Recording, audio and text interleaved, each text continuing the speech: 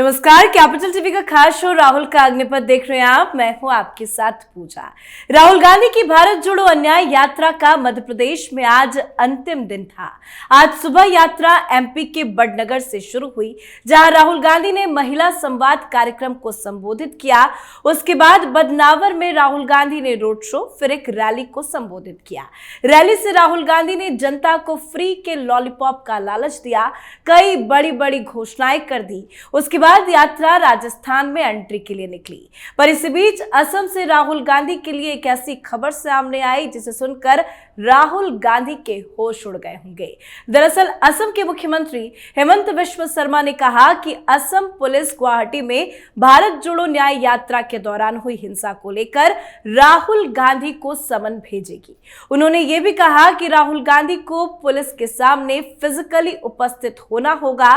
तो कैसे फंसने वाले हैं राहुल गांधी, बताएंगे आपको। मेरे साथ स्टूडियो में मौजूद हैं कैपिटल टीवी के एग्जीक्यूटिव एडिटर राजीव जी। सर, आपका बहुत बहुत स्वागत है। धन्यवाद। राहुल गांधी को सीआईडी समन भेजेगी, इस पे आपसे चर्चा करेंगे। लेकिन आज मध्य प्रदेश में भी थे और लगातार जिस तरह से वो अपनी यात्रा के जरिए फ्री का लॉलीपॉप जनता को दे रहे हैं, ये कितना बड़ा धोखा होने जा रहा है जनता के लिए? बिल्कुल ये धोखा है और राहुल गांधी अपने आप को भी धोखा दे रहे हैं। एक विशेष तरीके से अगर समझना है कि राहुल गांधी और उसकी टीम लोगों को क्या समझ के रखा है, ये तो जैसे तरीके अपनाए जा रहे हैं वैसे लगता है कि ये बार बार अधिकार की बात करते हैं, न्याय की बात करते हैं और इन लोगों ने हिंदुस्तान के लोगों को भिखारी समझ रखा है कि मुफ्त की योजनाएं देंगे, मुफ्त की चीजें देंगे और उसको कहेंगे कि देश का विकास तभी होगा जब युवाओं को बेरोजगारी पेंशन दिया जाएगा। रोजगार की बात करो, पेंशन की बात मत करो। असिस्टेंट सहयोग ये किस स्तर पर होता है? ये कांग्रेस ने आम आदमी पार्टी के साथ गठबंधन किया है। Kejriwal style of politics Rahul Gandhi अपना चुके हैं और जिस तरीके से हिमाचल में, उसके बाद कर्नाटक में, तेलंगाना में इन लोगों ने मुफ्त की योजनाओं के नाम पर कुछ वोट ले लिए और यह कहा जा सकता है कि वोट लेने की बात इनको बताई गई है। भले ही इन जगहों पर जो सरकारें बनी है, कर्नाटक में जैसे सरकार बनी या तेलंगाना में सरकार बनी या हिमाचल में सरकार बनी, तीनों जगह जो जीत हुई है उसमें राहुल गांधी को बताया गया कि देखिए ये जीत जो हुई है ये उसी के कारण हुई है जो आपने मुफ्त की योजनाएं वहां दी। लेकिन यह भ्रम पैदा किया गया। अगर मुफ्त के वादों के कारण ही चुनाव जीतना होता तो गुजरात में क्यों नहीं जीत गए? फिर मध्य प्रदेश में तो आपने पूरा पिटारा खोल दिया था। हम किसानों का लोन माफ कर देंगे, हम सबको 10-10 हजार रुपया देंगे, महिलाओं के लिए 2,000 रुपये का हर महीने का पेंशन देंगे। ये गारंटी पर गारंटी, ये गारंटी की बात कर रहे हैं। मतलब सरकार मेरी आ जाए तो देश बेच कर भी सत्ता पर बने रहेंगे। कुर्सी से प्यार है, कुर्सी से प्यार है। अगर विकास से प्यार हो तो ये नहीं कह पाएंगे कि अर्थव्यवस्था जिस तरीके से आगे बढ़ रही है उसको हम पीछे ढकेलने का कोई काम करें। अगर आप देश के संसाधनों का विकास देश के लिए करते हैं, एक व्यक्ति एक परिवार बनाता है और परिवार से समाज और समाज से देश बनता है। लेकिन अगर एक व्यक्ति के तौर पर भी देखें जो अपने परिवार का संचालन कर रहा है और उसके पास जो रिसोर्सेस हैं उस रिसोर्सेस से ज्यादा वो खर्च में लगा दे तो फिर उस परिवार की व्यवस्था नहीं चल सकती। इसलिए हमारे यहां प्राचीन काल से माना जाता है कि पैर उतना ही पसारिए जितनी की चादर हो। चादर से ज्यादा पसारोगे तो स्थितियां वही 90 के डिकेड की हो जाएगी, जब हमें अपने देश को चलाने के लिए, सामान्य खर्चे जुटाने के लिए सोना तक गिरवी रखना पड़ रहा था। हमारा राजकोष खाली पड़ा हुआ था। जिस तरीके से जितने स्टेट गवर्नमेंट है जिसने फ्री के लॉलीपॉप दिए, जिन लोगों को मुफ्त की योजनाएं देने की बात कही है, पंजाब को देख लीजिए, 3 लाख करोड़ का कर्ज स्टेट गवर्नमेंट पर है। अगर किसी देश के ऊपर हो यही बोझ तो फिर उसे विदेशों से लोन लेना पड़ेगा।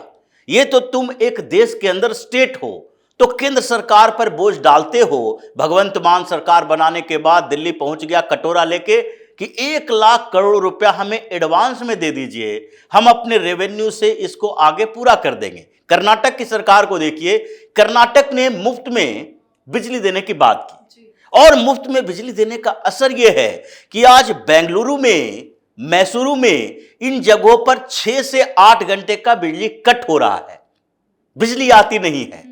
आप क्या करते हो? मुफ्त में देते हो और उसका खामियाजा उन लोगों पर को भुगतना पड़ता है जो पैसे दे रहे हैं बिजली के लिए। उसी तरीके से जो फ्री राइड की बात करते हैं, कर्नाटक की स्थिति है, वहां के लोगों ने यह बात बताई है कि जब से ये फ्री की बातें करने लगे, महिलाओं को मुफ्त में बस पर जाने की सुविधा होगी, बसों में जबरदस्ती की भीड़ होती है। घूमने के लिए बेवजह के महिलाएं निकल जाती है। 10 बजे 12 बजे के बाद काम काज खत्म हुआ, उसके बाद चलो शहर में घूमते हैं, क्योंकि पैसे तो लग नहीं रहे हैं। ये आप अर्थव्यवस्था का बोझ बढ़ा रहे हो। कर्नाटक में भी यही चल रहा है, तेलंगाना में भी यही चल रहा है। कांग्रेस की सरकारें जिस तरीके से खोखला कर रही है देश को, खजाने को, ये राहुल गांधी वही काम करने वाले हैं पूरे देश में। अगर इनको मौका मिला तो, मौका मिलेगा नहीं। ऐसे लोग इतने बेवकूफ नहीं हैं जितना ये खुद समझते हैं। लोग इनको बेवकूफ बनाते हैं कि तुम ऐसे व्यक्ति हो कि तुम अगर ये भी कह दोगे कि हम पूरे हिंदुस्तान के लोगों का सारा टैक्स माफ कर देंगे, इनकम टैक्स खत्म कर देंगे, तभी भी तुम्हारे ऊपर किसी को भरोसा नहीं होगा, क्योंकि तुमने भरोसा तोड़ा है। एक बार नहीं, सैकड़ों बार भरोसा तोड़ा है। और कांग्रेस वो पार्टी है जिसने देश को 70 सालों में लगभग 700 साल पीछे कर दिया। जिसकी सरकार, अगर अभी जो 10 साल की सरकार रही पिछले दिनों, अगर ऐसा लीडरशिप होता तो आज हमें चाइना से कंपटीशन करने की बात नहीं होती, हम उससे कई गुना ज्यादा बड़ी इकोनॉमी हो पाते। लेकिन आज जो स्थितियां हैं उसके पीछे का कारण तुम ही हो। इसलिए भरोसा इसके ऊपर नहीं है और इस भरोसे की कमी के कारण राहुल गांधी कुछ भी वादा कर ले, अब इन पर लोग ट्रस्ट नहीं कर सकते। मतलब ये जनता को बेवकूफ बनाने वाली बातें हैं। खैर, अब यात्रा मध्य प्रदेश से राजस्थान में एंट्री ले रही है, लेकिन असम में जब यात्रा थी तो हमने देखा, हमने अपने दर्शकों को भी खबर बताई थी कि किस तरह से वहां बवाल काटा गया। आज हेमंत विश्व शर्मा का बड़ा बयान आया। वो कह रहे हैं कि राहुल गांधी को सीआईडी समन भेजेगी और राहुल गांधी को खुद फिजिकली जाना होगा। क्या कुछ चल रहा है वहां पे जांच में? अब जाना तो पड़ेगा, क्योंकि सारे लोगों से, बोरा से बात हो चुकी है, डिस्ट्रिक्ट प्रेसिडेंट से बात हो चुकी है, पूछताछ के लिए वो लोग गए। अब नंबर है राहुल गांधी की, क्योंकि यात्रा तो यही कर रहे थे, ऑर्गेनाइज जयराम रमेश कर रहे थे, केसी वेणुगोपाल संगठन में काम करते हुए राहुल गांधी के लिए व्यवस्थाएं पैदा कर रहे थे वहां पर। तो इसलिए पहले तो इन सारे लोगों को समन भेजा गया, लेकिन अब बारी आई है कि राहुल गांधी को सीधे असम बुलाया जाए कि आपने क्या किया जिसके कारण वहां पर लोग भड़क गए। पुलिस की बैरिकेडिंग तोड़ना, पीटना, पुलिस वाले को घायल करना, यह ऐसा अपराध नहीं है जिसके लिए आपको माफ कर दिया जाएगा। यह छोटी मोटी घटना नहीं है, बल्कि एक अराजकता, अव्यवस्था पैदा करने की कोशिश थी।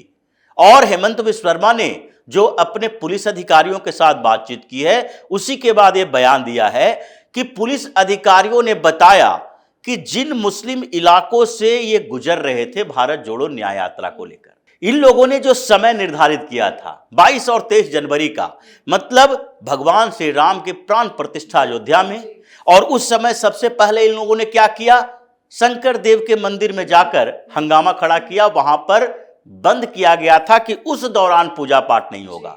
उसके बाद वो मुस्लिम इलाकों से गुजरते हुए उन जगहों पर जाकर एक कन्फ्रंट्रेशन पैदा करने की कोशिश की जहां पर पहले से ही श्री राम के जुलूस निकाला जा रहा था, शोभा यात्रा निकाली जा रही थी। अब उसके जगह पर आप जाओगे और वो लोग जय श्री राम के नारे लगाएंगे तो तुम्हें चिढ़ होगी। ये तो तुम्हारी गलती है कि तुम्हें उस गली से नहीं गुजरना चाहिए, क्योंकि हेमंत विश्व शर्मा ने तो पहले अपने कई दौरे कैंसिल कर दिए थे और उन्होंने कहा भी था कि हम नहीं चाहते कि विवाद हो। हमारे समर्थक होंगे, राहुल गांधी के समर्थक होंगे, और हमारे समर्थकों में तो भाई देशभक्त लोग हैं, वो भारत माता की जय की बात ही करेंगे। लेकिन उनके समर्थक में कौन है? ये असम के मियाँ लोग, उन्होंने कहा ही था कि ये मियाँ यात्रा है, और मियाँ को वो डिफाइन करते हैं बांग्लादेशी और रोहिंग्या से। वो इंडिजिनस असमी मुस्लिम और बाहरी मुस्लिम, ये दोनों के बीच उन्होंने बार बार डिफरेंसेस बताए हैं कि हम असम के मुसलमानों के खिलाफ नहीं हैं, लेकिन बांग्लादेशी और रोहिंग्याओं के खिलाफ है, उससे तो राज्य से भगा कर रहेंगे। इसीलिए जब राहुल की यात्रा में वो जो बांग्लादेशी रोहिंग्या गए, वो तो चिढ़े हुए हैं पहले से हेमंत बिस्वा शर्मा से, और इसीलिए जो दंगे की स्थिति पैदा हुई है वो क्रिमिनल कॉन्स्पिरेसी बताई जा रही है, और 120B के तहत मामला दर्ज होगा राहुल गांधी के खिलाफ कि आपने एक दंगे की साजिश की, आपने एक ऐसे विवाद पैदा करने की कोशिश की जिससे दंगा फसाद हो सकता था, असामाजिक गतिविधि संचालित करने का आरोप राहुल गांधी के ऊपर लगने वाला है। तो इसलिए हेमंत बिस्वा शर्मा ने पहले कहा था कि अभी हम इंतजार कर रहे हैं पुलिस इन्वेस्टिगेशन का। जब लोकल लीडर से पूछताछ हो चुकी होगी तो उसके बाद नंबर आएगा सेंट्रल लीडर का, जो कांग्रेस के हैं, जो यात्रा में शामिल थे, और इसमें राहुल गांधी की मुख्य भूमिका थी। इसलिए राहुल गांधी को समन भेजा जाएगा।